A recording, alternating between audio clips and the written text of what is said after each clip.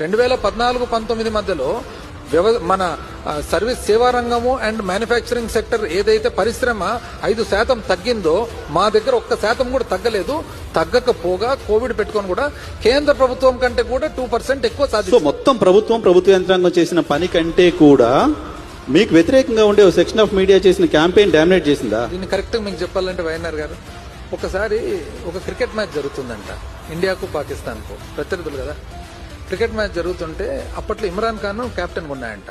So ఒక విలేకరి పోయి, సార్ మీరు ప్రపంచంలో అన్ని టీములు కొట్టాలంటే మీకు ఏం కావాలి అంటే, నాకు ఒక్క కపిల్ దేవ్ ఒక గవాస్కర్ ఉంటే నేను అన్ని టీంలు కొట్టగలుగుతా అంట.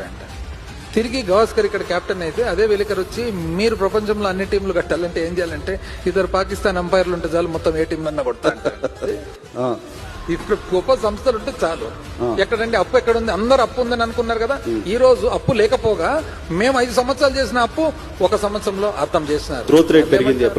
ఆ తర్వాత పరిశ్రమ రాలేదు. ఎందుకు?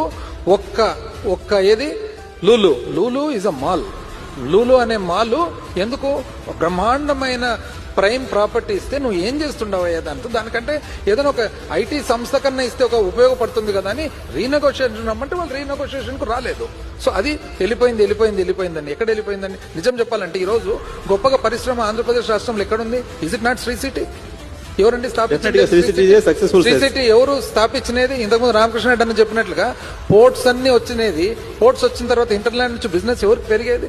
ఈ రోజు మనము వైజాగ్ ను ఎందుకు దాన్ని ఒక బిజినెస్ హబ్ గా మార్చాలనుకుంటే దాంట్లో ఇన్హెరెంట్ స్ట్రెంగ్త్ ఉంది. ఇప్పుడు ప్రతి చోట ఒక బలం ఉంటుంది. ఇప్పుడు రైస్ మిల్లర్స్ పోయి వైజాగ్ పోయి రైస్ మిల్ పెట్టమంటే ఎందుకు పెడతారు? గుంటూరులోనే పెడతారు వాళ్ళు రైస్ మిల్స్. కాటన్ మిల్లర్ పోతే ఇక్కడే పెడతారు. సో ఏ వ్యాపారం కూడా మనం పిలిస్తే రారు. వ్యాపారం ఎప్పుడు వస్తుంది? వాళ్ళకు అవకాశం ఉంటే వాళ్ళు వస్తారు తప్ప మనం ఏదో పిలిచినంత మాత్రం రావు.